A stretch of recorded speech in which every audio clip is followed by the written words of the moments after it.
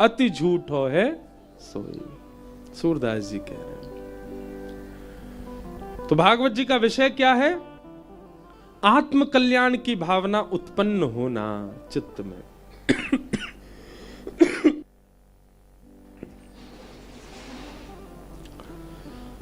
दूसरी बात, भागवत जी का अधिकारी कौन है? किसे अधिकार है कथा सुनने का? तो निर्मत्सराणाम सता। अगर हम एक बात कह रहे हैं कथा सुनने का अधिकार किसको है, तो इसका मतलब सीधी बात समझो, श्री ठाकुर जी का अधिकारी कौन है? जिसके चित्त में मात्सर्य दोष नहीं है। एक बात हम कथा में कुछ समय से लगातार कह रहे हैं, आज भी कहूं, आपके भीतर काम दोष है, फिर भी कभी ना कभी उस दोष का नाश होगा, आप ठाकुर जी को प्राप्त कर लोगे। कितने भक्तों के चरित्र हमने देखे हैं जिनके चित्त में काम ने आक्रमण किया, लेकिन फिर भी उन्होंने ठाकुर जी को प्राप्त कर लिया। जगन्नाथपुरी के एक भक्त हुए, उनका नाम था बलराम दास। क्या नाम था? जैसे हमारे श्री गोवर्धन नाथ जी के अष्ट सखा हैं, ऐसे ही श्री जगन्नाथ जी के 5 सखा हैं। उनमें से एक है श्री बलराम दास, एक है रघुनाथ दास, ऐसे 5 हैं। मुझे नाम माधव दास, सबके नाम याद नहीं आ रहे अचानक। तो श्री रघुनाथ दास, उनकी सेवा क्या थी? वो श्री जगन्नाथ जी के सामने बैठ करके राग रागनियां गाते थे, और उद्देश्य क्या होता था? जगन्नाथ जी को रिझाना। आप कभी राधा वल्लभ जी में, राधा रमन जी में, बिहारी जी में तो अब होता नहीं, पर हाँ पहले होता था। शायद हमारे साईं परकर के भी बड़े लोगों ने देखा हो, पहले बिहारी जी में भी राग रागनियां सुनाते थे श्री बिहारी जी को। अब भीड़ बहुत हो गई इसलिए सब कम होता चला गया, पर राधा रमन जी में आज भी सुनाते हैं, राधा वल्लभ जी में भी आज भी समाज होती है, सब पद सुनाते हैं। हमारे श्री जी भवन राधा रानी में भी समाज होती है, नंद भवन में भी समाज होती है, सब जगह ठाकुर जी को सुनाया जाता है, ठाकुर जी के आगे नृत्य किया जाता है। कभी वो सेवा सौभाग्य आपको मिले कुछ सुनाने का या नृत्य का, किंचित भी भावना ऐसी मत रख लेना कि अगल बगल में जो दर्शनार्थी खड़े हैं ये क्या सोचेंगे, या ये मुझे देखें, या ये मुझसे प्रभावित हो। नहीं, बस उनको केंद्र में लेकर के कीजिएगा जो भी आपकी सेवा, चाहे कितनी भी अच्छी हो, चाहे बिल्कुल ही नाचना गाना ना आता हो, फिर भी उन्हीं को रिझाने के लिए। ठाकुर जी मैं अच्छो नाचूं तो खुश है जाइयूं, और मैं अगर खराब नाचूं तो जैसे जिसको नाचना नहीं आता वो उल्टे सीधे पाम मारता है ना, तो फिर वैसे ही हंस जाते हैं लोग उसको देख के, कैसे नाच रहा है। कई बार कथा में हो जाता हमारे साथ, जैसे हम कोई भजन कीर्तन शुरू करते हैं तो कई लोग नाचते हैं, कई लोग वो खड़े होते हैं जिनमें नाचना ही नहीं आता, और फिर वो ऐसे हाथ पांव मारते हैं और उनको देख के खूब जोर हंसी आवे। मन में भाव आता है कि जब ठाकुर जी के आगे भी सब नाचते होंगे और कोई ऐसे नाचे वाला आता होगा चाहे नहीं नाचना आता, तो ठाकुर जी बाकी इनको देख के प्रसन्न होते होंगे, वाह कितने सुंदर नाच रहे हो, पर वाह को देख के तो हंसे ही जाते होंगे, हाँ क्या जोर से नाच रहा है। नृत्य किया करो ठाकुर जी के आगे, नहीं आवे तो भी। हमारे एक पंडित जी हैं, उनका स्वर ऐसा है कि मैं क्या बताऊं, भयानक है बहुत। हमारे लाल जी के पास वो कभी कभी बैठ जाते हैं, हमारे लाल जी को राग बहुत प्रिय हैं, आते मुझे भी नहीं है राग, पर हाँ थोड़ा बहुत मैं गरो सही है तो मैं गा ही दूं, पर वो हमारे ठाकुर जी के आगे बैठ जाते हैं, फिर गाना शुरू करते हैं, और जब वो गाते हैं तो मैं उठ के भागता हूं अपने कमरे में से उनके पास। मैंने काहे को सुना रहे हो? बोले महाराज जी, अब वो थोड़ा मजाकिया स्वभाव है उनका, वो कहते हैं सारी दुनिया तो सारे गा में पधनीसा गाती है। मैंने कि आप क्या गा रहे हो? बोले मैं का गा रहा हूं, का स्वर ही नहीं होता, सारे गा में पधनीसा ये 7 स्वर है, वो का शब्द स्वर गाते हैं। एक दिन और गा रहे थे, मैंने आज क्या गा रहे हो? बोले आज ज्ञा गा रहा हूं, ज्ञा। बोले क्यों? वो हारमोनियम में नहीं मिलेगा, इसलिए मेरे स्वर ही अलग है। मैंने बढ़िया, तो उनके प्रति भाव आता है कि इनके गायन सुनकर के लाल जी जैसे अच्छा गाने वाला आ जाए तो ठाकुर जी रीझते होंगे, पर ऐसा कोई सुनाए वाला आ जाए ठाकुर जी जोड़ते हंसते होंगे पेट पकड़े, देख कैसे गा रहा हो। पर ऐसे लोगों को कभी कभी ही गाना चाहिए, रोज नहीं। ठाकुर जी पता चली यूं भाग रहे हैं, भैया ये रोज आ जाए।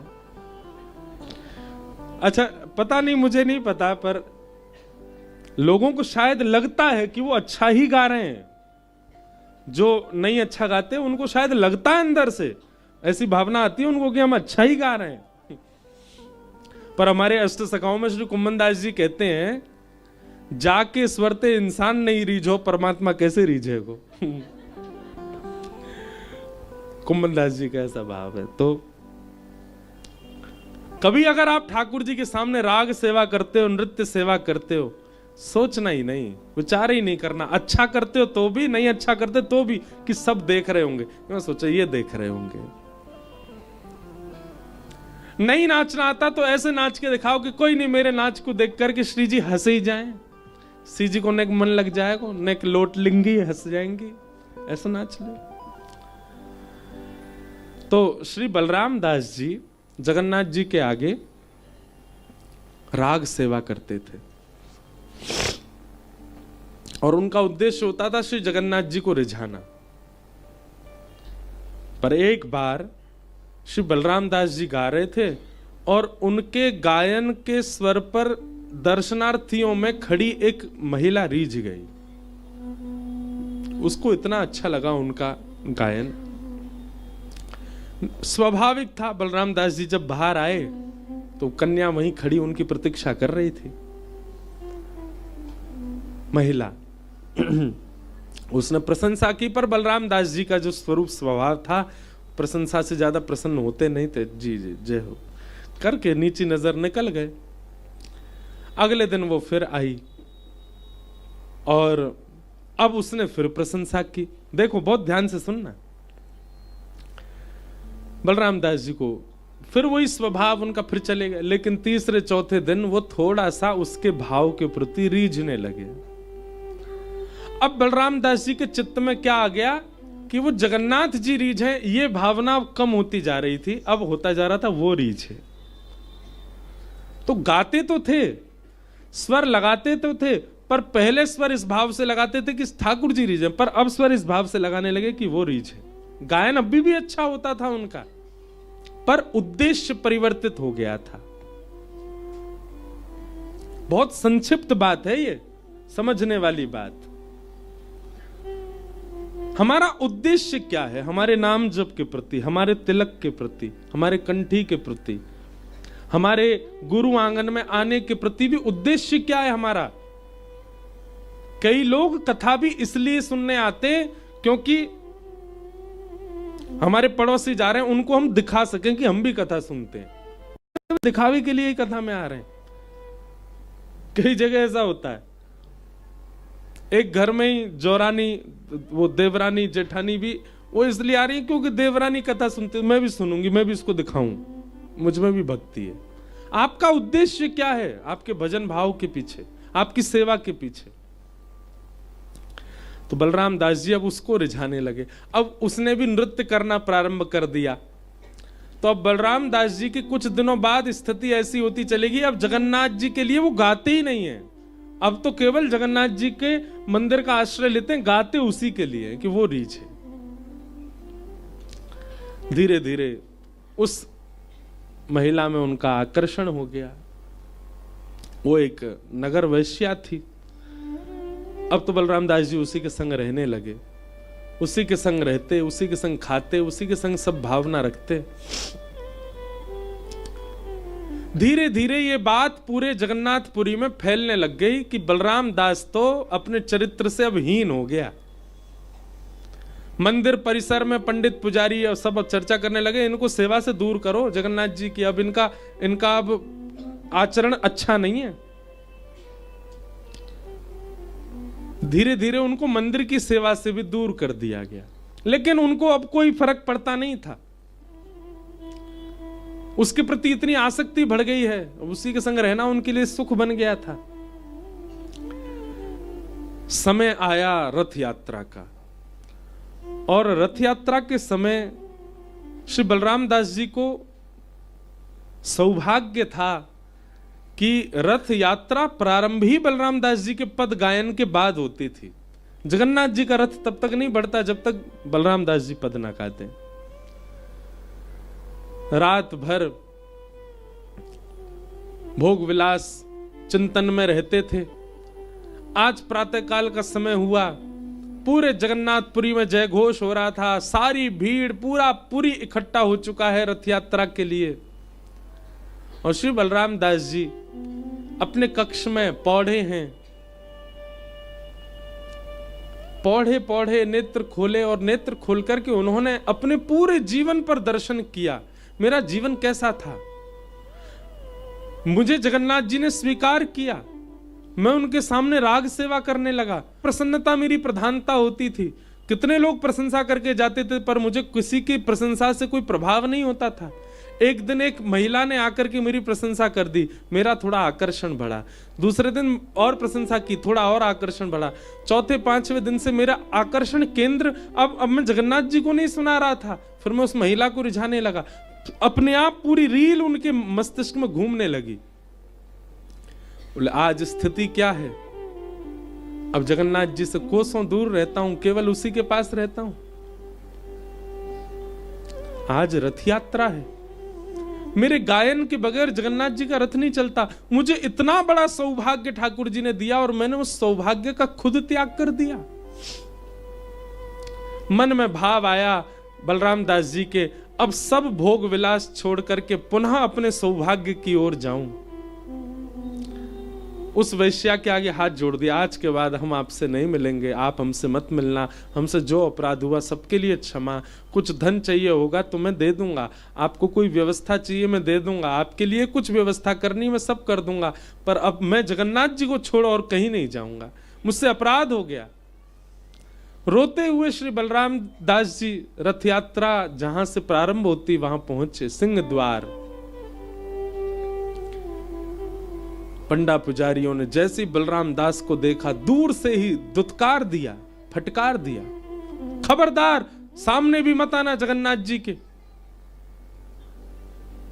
अरे व्यभिचारी व्यक्ति, परिस्त्री गमन करने वाले व्यक्ति, तुझको हम जगन्नाथ जी के सामने बैठाएंगे? किसी ने जगन्नाथ जी के सामने खड़ा भी नहीं होने दिया बलराम दास को। बलराम दास जी स्वीकार करते हैं उस दंड को। बोले मैं अधिकारी हूं इस दंड का, क्योंकि मैंने अपराध किया है, मैंने सेवा सौभाग्य को ठुकराया है एक सांसारिक सुख के लिए। बलराम दास जी रोते विलखते श्री समुद्र किनारे चले गए और कहा कि मेरी साल भर की हर वर्ष की सेवा आज मैं नहीं कर पा रहा नाथ, पर आप तो कण कण में विद्यमान हो। तो वहीं बालू से ही एक रेत का एक रथ बनाया और उसमें बालूका के ही श्री जगन्नाथ जी बना के विराजमान करती है, और अपनी राग रागनियां वहीं बैठ कर के गाने लगे। वहां मुझे नहीं आने दिया गया, ठाकुर जी आप यहां आकर के मेरा राग जैसे ही गाने लगे। वहां रथ यात्रा में सुभद्रा जी का रथ चल पड़ा, बलराम जी का रथ चल पड़ा, पर ठाकुर जी का रथ नहीं चले। सबने खींचा, नहीं चला। सबने हाथ जोड़ के प्रार्थना की, भगवान क्या बात है, आपका रथ क्यों नहीं बढ़ रहा है? श्री ठाकुर जी कहते हैं हमारा रथ तो बढ़ रहा है, आपको दिख नहीं रहा है। पंडा पुजारी बोले कहां बढ़ रहा है प्रभु, जहां का तहां ही तो खड़ा है। बोले आज हमारी रथ यात्रा सिंह द्वार पे थोड़ी हो रही है, आज हमारी रथ यात्रा समुद्र के तट पर हो रही है। हमारी रथ यात्रा बलराम दास कर रहा है। हम आज नंदी घोष रथ में थोड़ी बैठे हैं, हम तो आज बालूका के रथ में बैठे हैं और बलराम दास हमारी रथ यात्रा कर रहा है। यदि चाहते हो कि ये रथ आगे बढ़े तो बलराम दास ने बालूका का जो मेरा स्वरूप बनाया है उनको लेकर के आके इस रथ में विराजमान करो। सब लोग गए तो देखा पूरे जगन्नाथपुरी में कहीं भीड़ नहीं होती। रथ यात्रा वाले दिन सारी भीड़ रथ के सामने ही होती है। समुद्र खाली, बिल्कुल किनारे पर कोई भीड़ नहीं, दूर देखा बलराम दास उछल उछल के नाच रहा है, छोटा सा बालूका का रथ बना, उसी में छोटे से जगन्नाथ जी बालू के ही बैठा रखे हैं। सब लोगों ने जाके बलराम दास से कहा, हमने भले ही तेरे अवगुण को हीन मान करके तुझे ठाकुर जी से दूर कर दिया, पर तेरे अवगुण को भी स्वीकार करके जगन्नाथ जी ने तुझे दूर नहीं किया। चल बलराम, ठाकुर जी को पद सुना। बलराम दास जी को लेकर के गए और ठाकुर जी के सामने बैठ करके जब उन्होंने पद गाया, अपनी सेवा की, तुरंत रथ चल पड़ा श्री जगन्नाथ जी का। ये कथा मैंने क्यों सुनाई? कई बार हमारे चित्त में काम दोष आ जाता है, उसके बाद भी ठाकुर जी हमें प्राप्त हो जाएंगे। अच्छा, इसका मतलब ये नहीं है कि आप सब लोग खुलेआम जो भी दोष उत्पन्न हो रहे हैं उनको होने दो। इस कथा से गलत, मेरे को बहुत कवर करके चलना पड़ता है कथाओं को, क्योंकि लोग कुछ भी अर्थ निकाल लेते हैं कई बार। कोई बात नहीं, ये दोष उत्पन्न हो रहा, होने दो। महाराज जी बता तो रहे थे, ठाकुर जी तो फिर भी स्वीकार कर लेते हैं। अगर ये कथा सुनने के बाद दोष उत्पन्न हुआ और फिर भी आपने दोष को नजरअंदाज किया तो ठाकुर जी स्वीकार नहीं करेंगे, हम व्यासपीठ पर बैठ के कह रहे हैं। लेकिन एक बात है कि अगर किसी के चित्त में काम, तो भी वह कभी ना कभी गुरु कृपा से अपने उस बुरे भाव का त्याग करके ठाकुर जी का अधिकारी बन जाएगा।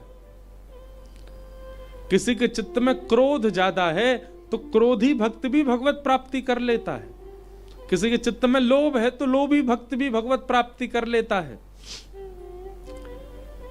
और जितने भी दोष हैं संसार में हमारे मन में कर सकते हैं, पर एकमात्र ईर्ष्या ऐसा दोष है जिस दोष के आने पर ठाकुर जी स्वीकार नहीं करते।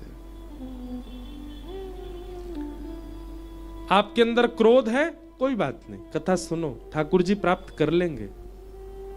आपके अंदर मोह है, भगवत प्राप्ति हो जाएगी।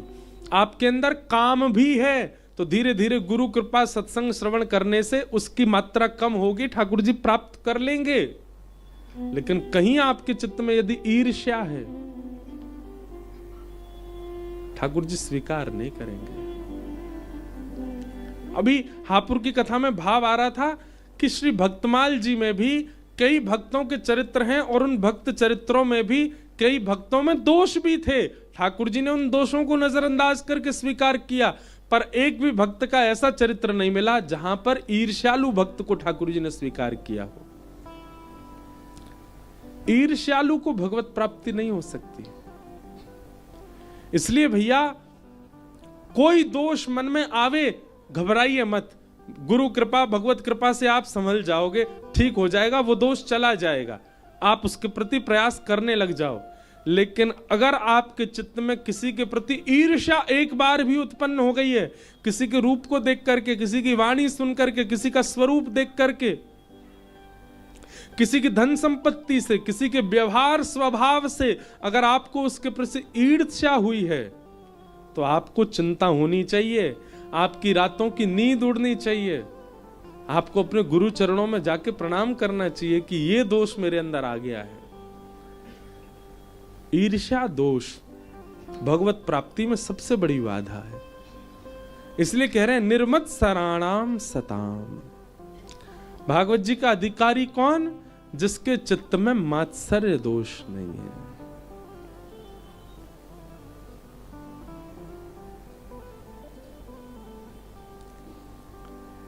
निंदा चुगली ना जिसको सुहाए, बुरी संगत की रंगत न भाए।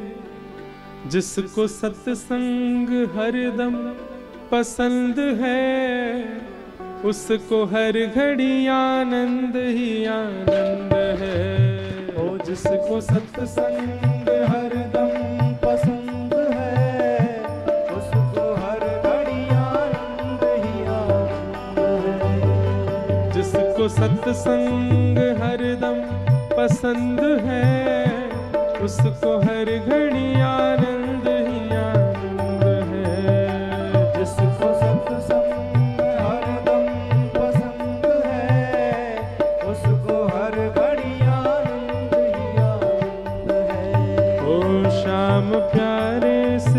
जिसका संबंध है, उसको हर घड़ी आनंद ही आनंद है। श्याम प्यारे से जिसका संबंध है, उसको हर घड़ी आनंद। दोहरा के गा। हो निंदा चुगली ना जिसको सुहावे, निंदा चुगली न जिसको सुहाए, निंदा चुगली ना जिसको सुहावे, निंदा चुगली न जिसको सुहाए। हे बुरी संगत की रंगत न भावे, बुरी संगत की रंगत न भाए। एक स्वभाव बता रहा हूं मैं आपको। कई बार ऐसा होता है कि बालकों के अंदर अवगुण नहीं है, पर जब वो देखते हैं किसी गलत काम करने वाले को धुआं उड़ा रहा है मुंह से, उसके मन में इच्छा हो जाती मैं भी उड़ा के देखूं। किसी को पीला पानी पीते हुए देखते हैं तो उनके मन में भी इच्छा होती है हम भी पी के देखें कैसा है। ये बहुत बड़ा अपराध है भैया। अगर बालक के मन में ये बात आ रही है तो उसको संभालना चाहिए, पर बड़ों के मन में यदि ये भाव आ रहा है तो निश्चित है ठाकुर जी दूर हैं आपसे। लेकिन कहीं दिखे कि कोई करताल लेकर के कीर्तन कर रहा है, ब्रजरज लगा करके उछल उछल करके वृंदावन परिक्रमा कर रहा है, धोती पहनता है, बगलबंदी पहनता है, उसके रूप को देख करके मन में आ जाए कि मैं भी ऐसे रहूं, तो समझो ठाकुर जी स्वीकार करना चाह रहे हैं। किसी की बुरी संगत यदि आपको अच्छी लग रही है तो ठाकुर जी आपसे दूर हैं। निंदा चुगली ना जिसको सुहावे, ओ निंदा चुगली न जिसको सुहावे। हे बुरी संगत की रंगत न भावे, बुरी संगत की रंगत न भावे। हे बुरी संगत की रंगत न भावे। बुरी संगत की रंगत न भावे। ओ जिसको सत्संग हरदम पसंद है, जिसको सत्संग हरदम पसंद है। जिसको सत्संग हरदम पसंद है, जिसको सत्संग हरदम पसंद है। ओ उसको हर घड़ी आनंद ही आनंद है, उसको हर घड़ी आनंद ही आनंद है। ओ उसको हर घड़ी आनंद ही आनंद है, उसको हर घड़ी आनंद ही आनंद है। ओ श्याम प्यारे से मुरली वाले से, ओ मुरली वाले से जिसका संबंध है, मुरली वाले से जिसका संबंध है। ओ राधा वल्लभ से जिसका संबंध है, राधा वल्लभ से जिसका संबंध है। ओ उसको हर घड़ी आनंद ही आनंद है, उसको हर घड़ी आनंद ही आनंद है। उसको हर घड़ी आनंद ही आनंद है। उसको घड़ी आनंद ही। बोलो राधा रमण लाल की। भुजा उठा के करताल बजा के गाओ।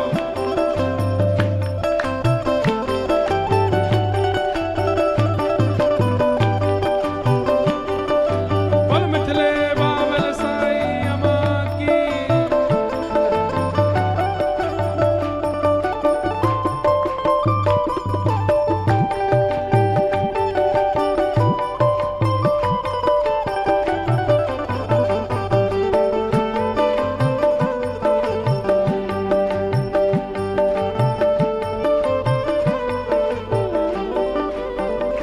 झूठी ममता से करके किनारा, झूठी ममता से करके किनारा। झूठी ममता से करके किनारा, झूठी ममता से करके किनारा। खोल के सच्चे प्रभु का सहारा, बोल के सच्चे प्रभु का सहारा, बोल के सच्चे प्रभु का सहारा, सच्चे प्रभु का सहारा। ओ जिसके हृदय में बाल मुकुंद है, जिसके हृदय में बाल मुकुंद है, जिसके हृदय में बाल मुकुंद है, जिसके हृदय में बाल मुकुंद है, वो उसको हर घड़ी आनंद ही आनंद है, उसको हर घड़ी आनंद ही आनंद है, हाँ, उसको हर घड़ी आनंद ही आनंद है, उसको हर घड़ी आनंद ही आनंद है। ओ श्याम प्यारे से राधा रमण से जिसका संबंध है, प्यारे से जिसका संबंध है, कुंज बिहारी से जिसका संबंध है, कुंज बिहारी से जिसका संबंध है, ओ उसको हर घड़ी आनंद ही आनंद है, उसको हर घड़ी आनंद ही आनंद है। हाँ, उसको हर घड़ी आनंद ही आनंद है, जिसका संबंध है, साईं अम्मा से जिसका संबंध है, वो साईं अम्मा से जिसका संबंध है, साईं अम्मा से जिसका संबंध है, उसको हर घड़ी आनंद ही आनंद है, उसको हर घड़ी आनंद ही आनंद है। ओ, उसको हर घड़ी आनंद ही आनंद है, उसको हर घड़ी आनंद ही आनंद है। हो संत ऋषियों की वाणी को माने, संत ऋषियों की वाणी को माने, संत ऋषियों की वाणी को माने, संत ऋषियों की वाणी को माने, वो संत ऋषियों की वाणी को माने, संत ऋषियों की वाणी को माने, प्रेम भक्ति की महिमा को जाने, प्रेम भक्ति की महिमा को जाने, ओ प्रेम भक्ति की महिमा को जाने, प्रेम भक्ति की महिमा को जाने, जो उसी की रजा में रजामंद है, जो उसी की रजा में रजामंद है, जो उसी की रजा में रजामंद है, जो उसी की रजा में रजामंद है, वो उसको हर घड़ी आनंद ही आनंद है, उसको हर घड़ी आनंद ही आनंद है। हाँ, उसको हर घड़ी आनंद ही आनंद है, उसको हर घड़ी आनंद ही आनंद है। ओ जो उसी की रजा में रजामंद है, जो उसी की रजा में रजामंद है, जो उसी की रजा में रजामंद है, जो उसी की रजा में रजामंद है, ओ उसको हर घड़ी आनंद ही आनंद है, उसको हर घड़ी आनंद ही आनंद है। ओ उसको हर घड़ी आनंद ही आनंद है, उसको हर घड़ी आनंद ही आनंद है। उसको हर घड़ी आनंद ही आनंद है, उसको हर घड़ी आनंद ही आनंद है। हाँ, उसको हर घड़ी आनंद ही आनंद है, उसको हर घड़ी आनंद ही आनंद है। निर्मत्सराणाम सताम, किसी के प्रति मात्सर्य दोष भी उत्पन्न होना, ये भगवत प्राप्ति में सबसे बड़ी बाधा है। आप किसी अन्य रोग से ग्रसित हो, अन्य भाव से ग्रसित हो, आपके मन में कोई अन्य भावना है, आप ठाकुर जी की प्राप्ति कर लोगे। पर कहीं आपके चित्त में मात्सर्य है, ईर्ष्या है, आज ही आपको चिंता होनी चाहिए, रातों की नींद आपकी उड़नी चाहिए कि अब मुझे ठाकुर जी नहीं मिलेंगे। क्यों? मेरे चित्त में ईर्ष्या है। और जिस दिन आपके चित्त में चिंता प्रकट हो गई ना ईर्ष्या की, उसी दिन से ईर्ष्या घटने लग जाएगी। ईर्ष्या को घटाने का यही एक उपाय है कि उसके प्रति चिंता क्यों हो रही है हमको। व्यक्ति ईर्ष्या के प्रति चिंता नहीं करता, उसको चिंता ही ये रहती कि वो इतना अच्छा क्यों है। यही तो ईर्ष्या है। निर्मत्सराणाम सताम, भागवत का अधिकारी कौन? जिसके चित्त में ईर्ष्या नहीं। और कहीं अगर उसके चित्त में ईर्ष्या आ गई है तो उसको फिर खूब कथा सत्संग आदि करना चाहिए। गुरुजन की कृपा होगी, भागवत जी के अनुग्रह होगा तो उसकी ईर्ष्या कम होगी। तीसरी बात, श्रीमद् भागवत का संबंध क्या है? वैद्यम वास्तवमत्र वस्तु शिवदम। ठाकुर जी से हमारा संबंध कराती है, वो भी कैसा? कल्याणकारी। कथा सुनने के बाद में श्री ठाकुर जी आपको कहीं ना कहीं अपने से लगने लग जाएं। आप जब श्री राधा रमण जी को कौन बोल रहा है भाई? बोलो नहीं। और विशेष रूप से सामने वाली पंक्ति वाले तो बहुत ही सावधान बैठा करो, चाहे वो जेल के पीछे वाली क्यों ना हो।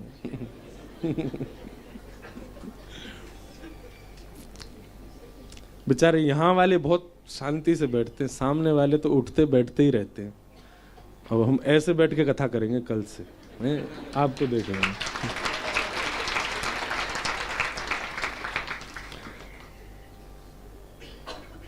तो सामने वाले ने थोड़ा सावधान रहो। इतने पास आप लोग बैठ गए हो, व्यास मंच के बिल्कुल सामने बैठे हो, तो सामने वालों को तो बिल्कुल ऐसे बैठना चाहिए, मेरुदंड। उबासी भी नहीं आनी चाहिए आपको। इधर वाले बेचारे बड़े भोले, यहां देख रहे हैं हमको। तो हम क्या कह रहे थे? वैद्यम वास्तवमत्र वस्तु शिवदम। कथा सुनने के बाद ठाकुर जी अपने से लगने लगे, एक अपनत्व की भावना उनके प्रति प्रकट होने लग जाए। ये मेरे हैं। अच्छा, एक और बात कहें आपसे, आपने कथा सुनी तो आपके हृदय में परिवर्तन आएगा, पर कई बार ऐसा भी देखा गया है जिसका हृदय परिवर्तित हो चुका है, उसकी दृष्टि पड़ जाए तो भी परिवर्तन आ जाता है।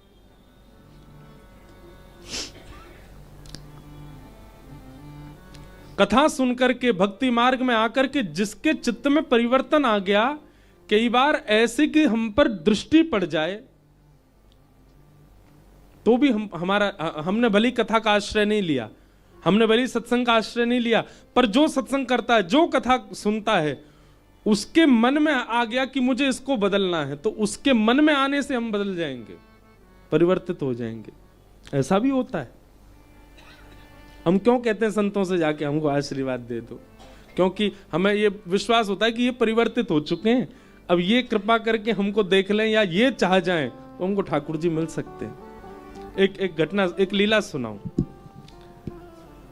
सूरदास, उनके नेत्र नहीं थे, पर वो फिर भी रोज जाते थे श्रीनाथ जी का दर्शन करने। यहां भली चलाई हम पे दो हैं, फिर भी नहीं जाते। दो तो ठाकुर जी ने दिए, दो हमने पहन रखे हैं। चार चार आंखें हमारी, फिर भी नहीं जाते। आपकी क्या कह रहे हैं? हम अपनी खुद की कह रहे हैं। पर हां, हम कम से कम सेवा तो कर रहे हैं अपनी। अभी तो ठाकुर जी की इतनी बड़ी कृपा चल रही है हमारे ऊपर, हम इस बात का खूब साईं से भी कहेंगे, साईं ने कृपा करी है। साईं के आंगन में उस समय आए थे जब बहुत कम कथाओं का क्रम होता था, और आज ये स्थिति है कि हम घर ही नहीं रह पाते। लेकिन इसका संबंध आप उससे मत जोड़ो कि ये व्यस्त बहुत रहते हैं, इनकी कथाएं बहुत हैं। इसका संबंध आप इससे जोड़ो कि इनका एक भी दिन बिना हरी चर्चा के निकल नहीं रहा है, हर रोज कथा कर रहे हैं, एक दिन भी नहीं, नॉट अ सिंगल डे। ऐसी कृपा है। अभी तो गिरधर लाल जी इतने व्यस्त हो गए कि श्री गिरधर लाल जी की सेवा के लिए बालकों से कहना पड़ता, आप कर दो सेवा, आप कर दो मंगला। कई बार अभी तो कितने दिनों की तो नींद मेरी बकाया है, 365 दिन में से कम 100-150 दिन की तो नींद अभी भरी पड़ी है, सोया ही नहीं मैं। तो कभी कभी नींद आती है, खूब देर तक सो भी लेते हैं। तो महाराज जी हमको एक बात बोले देखो, श्रीमद् वल्लभाचार्य जी के पास श्रीनाथ जी प्रकट हुए। इधर देखो, श्रीनाथ जी प्राप्त किनको हुए, किनके लिए प्रकट हुए? वल्लभाचार्य जी के लिए। पर वल्लभाचार्य जी महाराज ने केवल ठाकुर जी को धोती उपरना और दूध का भोग, ये तीन ही सेवा करते थे बस। और स्वयं क्या करते थे? ग्रंथ लेखन, भक्ति का प्रचार प्रसार। जब तक वल्लभाचार्य जी के यहां गोसाई श्री विठलनाथ जी का जन्म नहीं हुआ, उनके पुत्र का, तब तक ठाकुर जी धोती उपरना और दूध भोग ही लेते थे बस। जब गोसाई श्री विठलनाथ जी आए, वल्लभाचार्य जी के पुत्र हुए, उनको जब सेवा प्राप्त हुई तो उन्होंने विस्तार किया श्रृंगार का, मुकुट का, ठाकुर जी के भोग का, राग का, पिछवाइयों का, आदि आदि सब विस्तार उन्होंने किया। तो महाराज जी ने हमको ये बात कह के सांत्वना करी कि ठाकुर जी आए आपके पास, सेवा प्रारंभ कराई आपसे, अब आपको कहां लगा दिया ठाकुर जी ने? प्रचार में। आप कथा करो। करते हैं सेवा तो हम भी करते हैं, पर रोज नहीं हो पाती सेवा। बोले ठाकुर जी कह रहे हैं अब मैं तेरे संग आ तो गया हूं, श्रृंगार करावे का जब तेरा मन करे कर लियो, वहां से बढ़िया तू सबन को श्रृंगार करानो सिखाए दे, तू सबके चित्त में, सबके घरन में मुंह को बैठाए दे। ऐसी कथा को प्रचार कर कि सबके चित्त में, सबके घरन में सेवा विराजे। भले ही ठाकुर जी के स्वरूप की सेवा रोज नहीं हो पाती, पर भागवत जी की सेवा तो रोज हो रही है, नित्य सेवा चल रही है।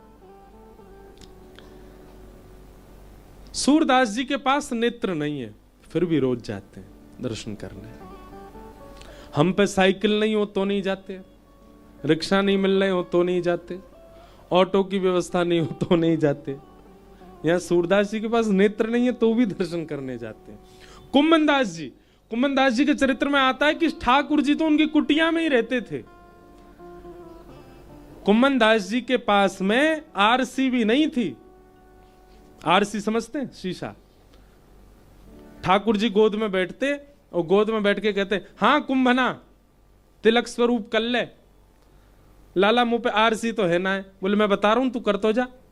तो कुम्भनदास जी ऐसे श्री रखते, बोले हाँ अब सीधी खींच, हाँ नहीं दाएं को रख। ठाकुर जी बता रहे हैं उनको, और पूरा तिलक स्वरूप करवा के, हम भाई कुंभना अब बढ़िया लग रहा है। तिलक कौन लगवाता है? कुम्भनदास जी के, ठाकुर जी लगवाते हैं। आरसी नहीं है कुम्भनदास जी घर में। ऐसे कुम्भनदास जी जिनके घर में ठाकुर जी रहते हैं, पूरे दिन उनके साथ खेलते हैं, वो कुम्भनदास जी भी जब मंदिर में घंटे घड़ियाल बजते हैं ना, घर में ठाकुर जी को छोड़ के वो कहते बैठो लाल जी मैं आ रहा हूं। बोले कहां जा रहे हो? दर्शन करवे जा रहा हूं मंदिर में। ठाकुर जी कहते